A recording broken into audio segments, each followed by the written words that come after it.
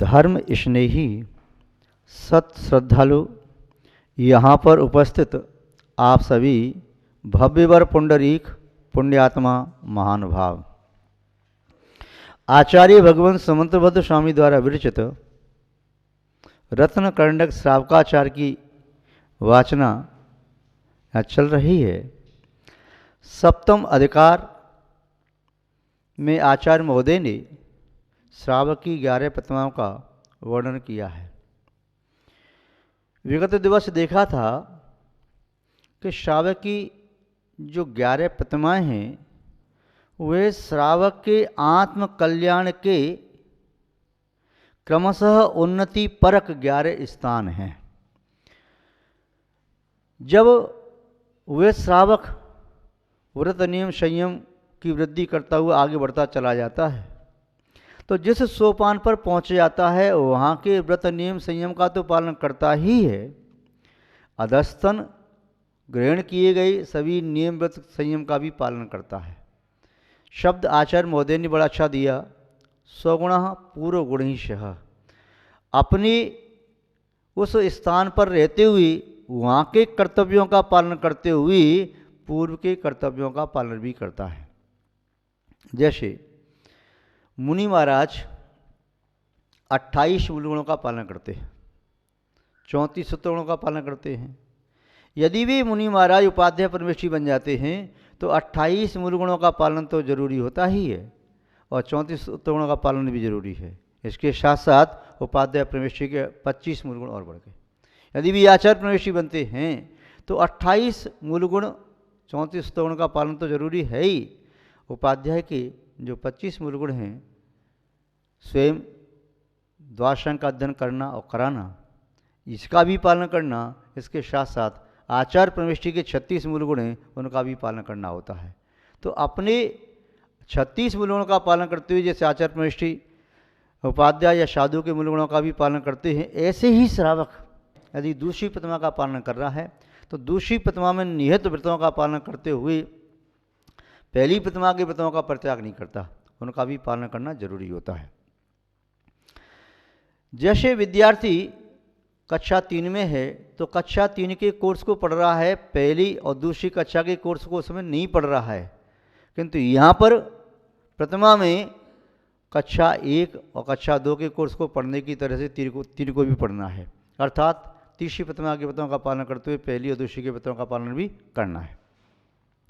अब यहाँ पर आचार्य महोदय स्वयं बता रहे हैं कि पहली प्रतिमा का लक्षण क्या है, पहली प्रतिमा का स्वरूप क्या है, जिससे संसार शरीर भोगों से भयभीत विरक्त वह श्रावक व श्राविका किस तरह प्रथम सोपान पर पैर रखे, पहली सीढ़ी पर पैर रखे, धर्म की सीढ़ी पर पैर रख रहा है। अभी तो अव्रती था, जीवन में कोई व्रत नहीं, जीवन में हिंसा भी करता था, झूठ भी बोलता था, चोरी भी, अभ्रम का सेवन भी, परग्रह संचय करता, ये सब कार्य करता।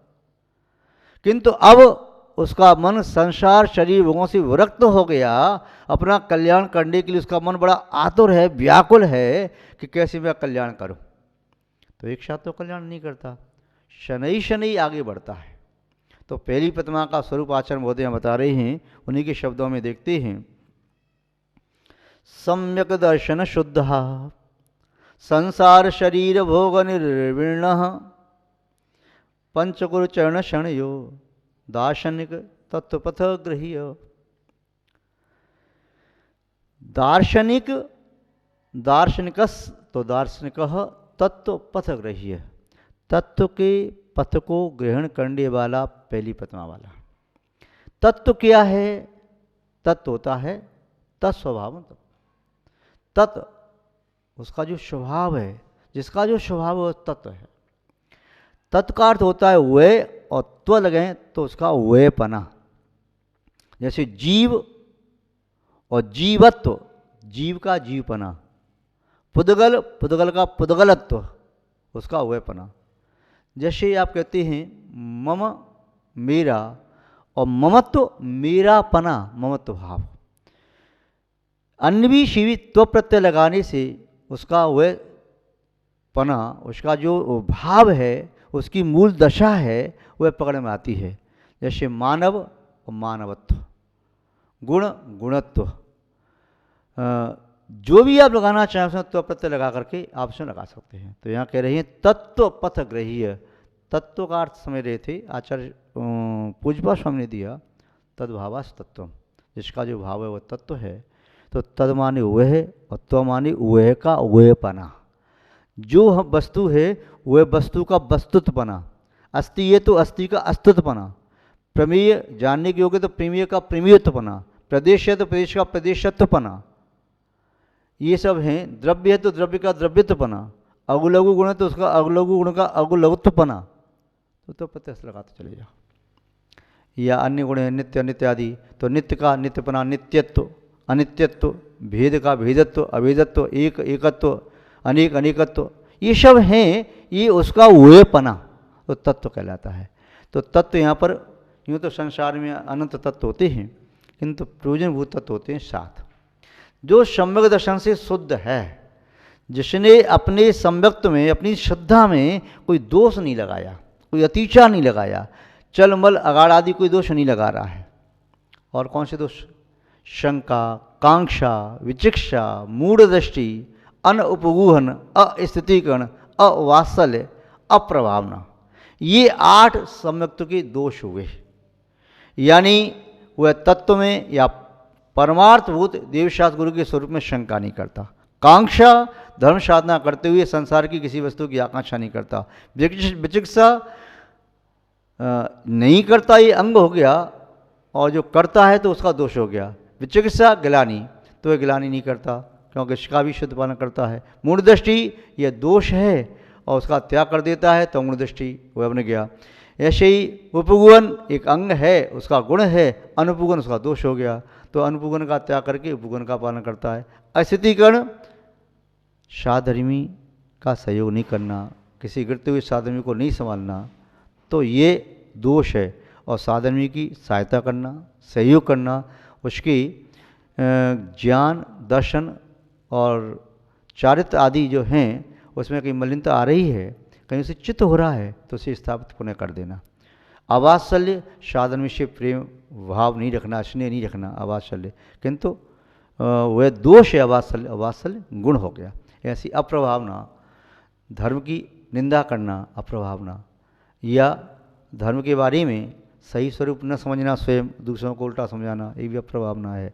और धर्म का सही स्वरूप स्वयं समझना, दूसरों को समझाना, ये प्रभावना। तो यहाँ कह रहे हैं कि सम्यक दर्शन शुद्धा, वह सावक व श्रावक अपने सम्यक को अनुवर बनाता है 8 अंगों से सहित, 8 गुणों से सहित, 5 अतिचारों से रहित, 8 शंकादि दोषों से रहित, 8 मद ज्ञानम पूजा कुलम जातम बल मध्य तपो अष्टावस मानतम इसमें मार्ग तस्मया, जो मद से रहते हैं ऐसे भगवंतों ने 8 प्रकार के मद कहे, ज्ञान पूजा कुल जाति बल रिद्धि तप और भू इत्यादि, इन 8 प्रकार के घमंड से अहंकार से रहित होता है। फिर षट अनायतन कुदीप कुशास कुगुरु, और इन तीनों के उपासक, इन 6 की उपासना करना ये अनायतन है। इनका परित्याग करके समीचीनता को स्वीकार करना ये आयतन है। यानी परमार्थभूत देव शास्त्र गुरु और उनके परमार्थभूत यथार्थ उपासक तीनों के। मूढ़ता विवेक का परिचय नहीं देना, वीतरागी जिनेन्द्रदेव हैं, शरागी हैं, शास्त्र कल्याण के कारक हैं या कल्याण करने वाले हैं, गुरु निर्ग्रंथ हैं, सग्रंथ हैं, इनमें भेद करके समीचीनता को स्वीकार करना, जो मिथ्या उसे परित्याग कर देना। समत्व के 8 गुण हैं, संवियोड़ व्योड़िंदा ग्रह उपसंभवती बच्छल साड़कंपो अठोड़हंस सदिठी। आचार्य वैष्णवदेव महाराज जी ने वैष्णव शिक्षाचार में लिखे, ये सावक के 8 सम्यक्त के 8 गुण होते हैं। संवेक धर्म और धर्म के फल में अनुराग होना, उल्लास होना, उत्साह होना, आनंद होना। धर्म फल में धर्म के फलों को देख के आनंदित होना, धर्मात्मा को देख के खुश होना। निर्वेग संसार से वो से विरक्ति। संवियोड़िंदा आत्मा की निंदा करना है, मैंने ऐसे दोष किए, मैंने ऐसे अपराध किए, अपनी निंदा करना। गरहा गुरु के सामने अपने दोषों की गरहा करके उच्चारण करके बता करके बोल करके प्राश्चित लेना। उपसंभव कषायों को मंद करना। भक्ति वीतराग देव की के प्रति गुणों में अनुराग, हृदयादि पंचमनुष्य के प्रति गुणों में अनुराग भक्ति कहलाती है। वत्सल वात्सल्य साधवी के प्रति, निस्वार्थ प्रेम गुणों में प्रीति वात्सल्य, और सहानुकंपो अनुकंपा जीव मात्र के प्रति करुणा का भाव। जो समदृष्टि धर्मात्मा होता है उसके चित्त में दूसरों के प्रति करुणा दया का भाव जागृत होता है। दूसरों को दुखी दे करके, कष्ट में दे करके वह पिघल जाता है। जैसे नवनीत तो स्वयं पर ताप आता है तब पिघलता है, किंतु समदृष्टि धर्मात्मा दूसरे को दुखी देख करके वह पिघलने लगता है। महानुभाव अतिचार, शंका, आकांक्षा, विशिक्षा, अन्य दृष्टि, प्रशंसा, निष्ठव, इन 5 अतिचारों से बच करके वह चलता है। तो यहाँ कह रहे हैं सम्यक दर्शन शुद्ध, सम्यक दर्शन से शुद्ध हो संसार शरीर भोग निर्वृण। संसार शरीर और भोग, संसार के यथार्थ स्वरूप को समझ करके क्या संसार अनादिकाल से है, अनंत काल तक रहेगा। इस संसार की दशा में कहीं सुख नहीं है। आप पढ़ते हैं दाम बिना निर्धन दुखी तृष्णावश धनवान, कबहू न सुख संसार में और कहूँ न सुख संसार में, सब जगह देखो छान। इस संसार में सब जगह देख लो, छान छान के देख लो, इस संसार में सुख कहीं भी नहीं है। हमारा सुख हमारी आत्मा में है और इस संसार में सुख कभी भी नहीं था। तो सुख कहाँ है? हमारा सुख हमारी आत्मा में है। जैसे आपके मकान में रखी कोई वस्तु, आप उसे अपने मकान के अलावा पूरे 3 लोक में कहीं भी खोज लो, मिलेगी नहीं। जो जहाँ रखी वहीं तो आपकी जेब में लगा हुआ पेन, अपनी जेब के अलावा कहीं भी देख लो, मिलेगा नहीं। ऐसे ही हमारी आत्मा का स्वभाव, गुण, धर्म, सुख आदि है, वह आत्मा में ही मिलेगा। आत्मा के अलावा कहीं नहीं मिलेगा, पुद्गल में नहीं मिलेगा, शरीर में नहीं मिलेगा। तो यहाँ कहा कि संसार के स्वरूप को समझ करके, और भोग जो रोग का कारण है, भोग पाप बंध का कारण है, भोग पुण्य के उद्देश्य कुछ क्षण के लिए प्राप्त होते हैं, ऐसे दुखों से मिश्रित भोगों का सही स्वरूप जान करके संसार शरीर, और शरीर कैसा है? शरीर तो ये है सप्त धातु धातु से भरा हुआ है, ऊपर से ये चमकती हुई चमड़ी न हो। आचार्य ऐसे सूर्य ने लिखा है मक्खी की पंख की तरह से पतला सा ये चमकता हुआ ये यहाँ पर चर्म न होता तो इस शरीर की गीद, काक और कुत्तों से रक्षा करना भी मुश्किल हो जाता। तो ये चमड़ी से ढका हुआ है, इसीलिए हम जी पा रहे हैं, नहीं तो इतना घृणावना होता कि जीना बड़ा मुश्किल हो जाता। तो ये शरीर है, इसमें रोग भरे पड़े हैं। 5,68,97,584 रोग, एक अंगुल में 96 रोग है। पूरा शरीर रोग से भरा पड़ा है। हमारा आपका पुण्य का उदय है कि हम रोगों से हमारा शरीर बचा हुआ है, अन्यथा सभी रोग उदय में आ जाएं तो ऐसे भयंकर भयंकर रोग हैं इस शरीर में हो सकते हैं। और शरीर कभी भी नष्ट हो सकता है, क्योंकि कर्म भूमि की सामान्य मनुष्य तंत्र की मृत्यु कभी भी हो सकती है। देवों की अकाल मृत्यु नहीं होती, नारकी की अकाल मृत्यु नहीं होती, भोग भूमि त्रिंच और मनुष्यों की अकाल मृत्यु नहीं होती। और कर्म भूमि के जो महापुरुष होते हैं, जो उसी भाव से मोक्ष जाने वाले हैं और पदवीधारी हैं, उनकी अकाल मृत्यु नहीं होती। सामान्य की अकाल मृत्यु हो सकती है। तो ये शरीर क्षणध्वंसी है। इसीलिए इस शरीर के बारे में किसी ने कहा कि पानी के बबूले की तरह से है, किसी ने कहा बिजली की चमक की तरह से है, किसी ने कहा ओस बूंद की तरह से है, किसी ने कहा पर्वत से गिरती हुई नदी की तरह से है, किसी ने कहा मिट्टी के कच्चे घड़े की तरह से है, किसी ने कहा कांच के सामान की तरह से है। ये कभी भी जिंदगी का ये साजवाज बिखर सकता है, कभी भी ज़िंदगी पूरी हो सकती है, शरीर छूट सकता है। इसलिए शरीर पर गुमान नहीं करना। तो संसार शरीर भोगों का यथार्थ स्वरूप जान करके पुनः इससे विरक्त हो जाना। संसार हो निर्वृणा। फिर आगे क्या कहा? पंचगुरु चरण शरण। जो पहली प्रतिमा वाला है अपने सम्यक्त को निर्मल बना रहा है, संसार शरीर भोगों से विरक्त हो गया, तत्व के पथ पर चलने वाला है, तत्व के मार्ग को ग्रहण किया है, वह दार्शनिक और क्या करता है? पंचगुरु चरण शरण जो, उसके लिए संसार में पंच परमेष्टि की शरण है। अभी नहीं कहता कि बुढ़ापे में महाराज जी मेरा कौन सहारा बनेगा, इसलिए मैंने बैंक बैलेंस कर दिया, बुढ़ापे के लिए मैंने खेत लेके डाल दिया है, बुढ़ापे के लिए मैंने इस प्रकार से मकान दुकान ले ली, बुढ़ापे के लिए मैंने ऐसा काम कर लिया है, महाराज जी कब क्या हो जाए इसलिए मैंने पैसा अपने मित्र को जमा कर दिया है, कौन किसका साथ देगा नहीं देगा इसलिए मैंने ऐसा कर लिया है। महाराज जी वह धनी मेरे लिए शरणभूत है, उससे ही मेरी नैया पार होगी। 50 लाख रुपया है, बुढ़ापे में वही काम आएगा, या मेरे पास दुकान है वही काम आएगी, या मेरे पास मेरा पुत्र है वही काम आएगा, या मेरा भाई मेरा साथ देगा। तो ऐसे जो शरण मानते हैं, जो धन को शरण मानते हैं, माता पिता को शरण मानते हैं, भाई बहन बंधु को शरण मानते हैं, पुत्र पुत्री को शरण मानते हैं, पत्नी को शरण मानते हैं, मकान दुकान खेत गोदाम आदि को शरण मानते हैं, वे लोग पहली प्रतिमा धारण करने वाले नहीं बन सकते। तो उसके लिए क्या है, किसको शरण माने? तो आप पढ़ते हैं चत्तारि शरणं पवजामि, अरिहन्ते शरणं पवजामि, सिद्धि शरणं पवजामि, साहु शरणं पवजामि, केवली प्रणतम धम्मं शरणं पवजामि। ये 5 परमेष्टि यहाँ शरण बताए। अरंते शरण पवजामि, अरंत भगवान शरण है। सिद्धि शरण पवजामि, सिद्ध प्रभु शरण है, मैं उनकी शरण में जाता हूँ। साहु शब्द में आचार्य उपाध्याय साधु तीनों आ गए, इनकी शरण में जाता हूँ।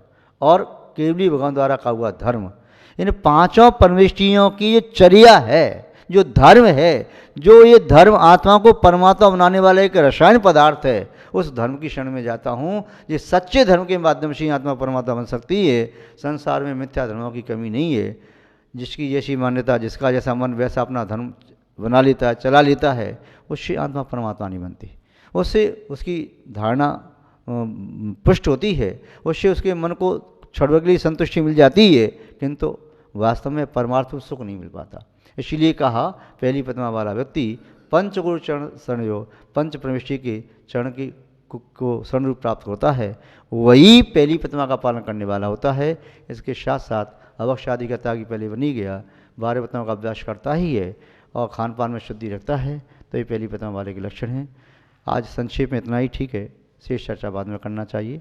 जय बोले श्री शांतनाथ भगवान की, परम पूज्य आचार्य गुरुदेव श्री विद्यानंद जी महाराज की, अहिंसा में विश्व धर्म की।